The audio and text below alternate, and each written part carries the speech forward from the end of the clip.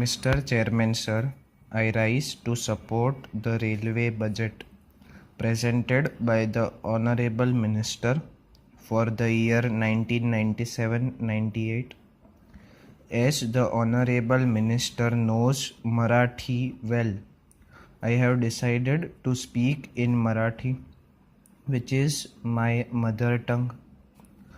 While formulating this budget, Honorable Minister has kept the weaker sections and downtrodden people in view. He has not proposed any increase in the passenger fares, freight or parcel rates, and yet shown a surplus of rupees 69 crores. He has proved a Marathi saying, which means that though the person is short-statured, yet his achievements are great. I therefore congratulate him for presenting a very good budget. I also thank him for giving several concessions to war widows, youths, farmers, and drought affected persons. This is a special feature of this year's budget. He has also decided to open 50 new railway stations and convert 67 into model railway stations. Some of the major concessions offered in this budget are 75% concessions in passenger fares to war widows, increase in the concession for transportation of fodder in drought affected areas from 8 to 25%. Similarly, 50% concession in first class and second class and season tickets, which was offered to handicapped persons, continues this year as well. I thank him for offering those concessions to the needy persons.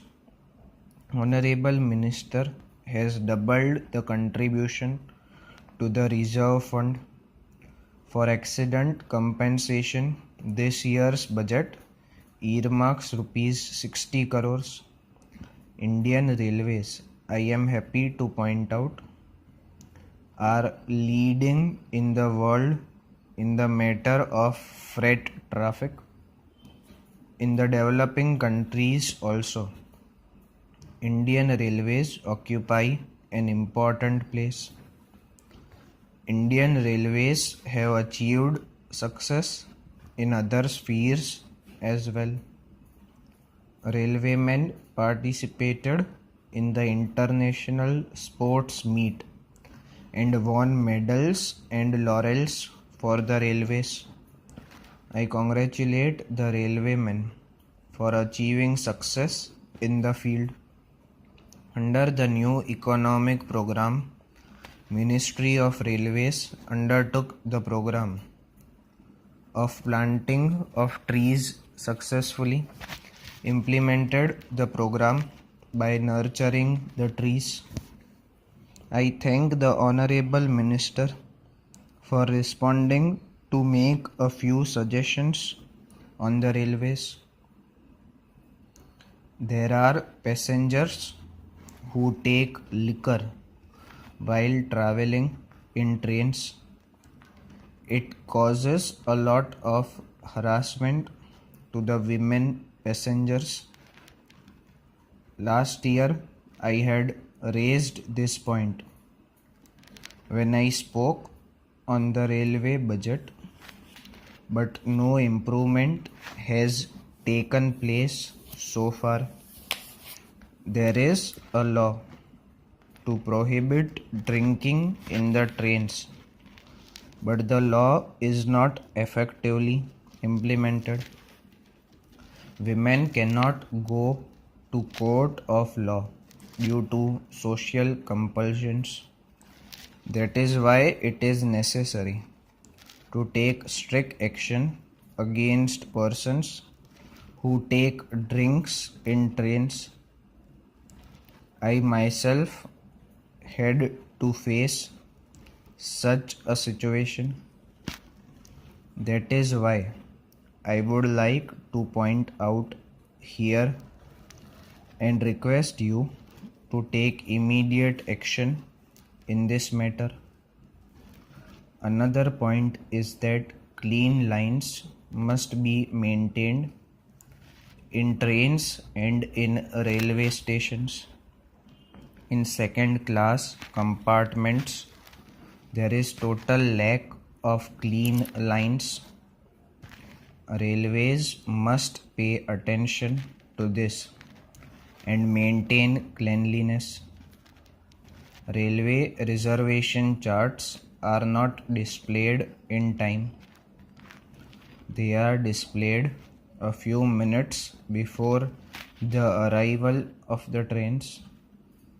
This leads to a lot of inconvenience to the passengers who are traveling with their families. I request that reservation charts should be displayed at least 2 hours before the arrival of the trains. Regarding catering service, I would like to point out that though you have effected some changes, they have not brought about the desired improvement.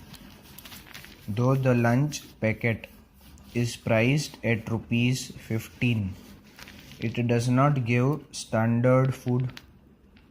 As the catering service presently manned by male persons, it is not satisfactorily managed.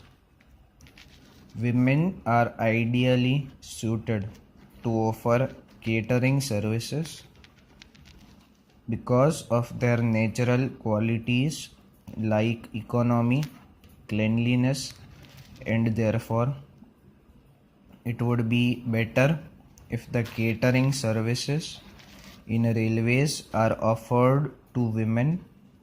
For its management, women officers should be appointed to oversee catering service, and 25% of staff and canteens should be given to women for their management. As this year happens to be the International Women Year and this week, Women Week, I request the Honorable Minister to give this gift to women on this occasion. As women do not lag behind in any sphere, they should not be deprived of this opportunity. I suggest that 5 bogies in each train would be especially reserved for women, as women find it difficult to get accommodation in general compartment, especially when they are traveling with their children and luggage. It is necessary to reserve 5 to 6 second class bogies in each trains. Now I would like to add a few words. 2 delegations from my constituency, Bede, had met Honorable Prime Minister and Railway Minister. Petitions were submitted and discussions were held. We had thought that the survey work of the new line would be taken up and work started, but I am sorry to find that in this year's budget there is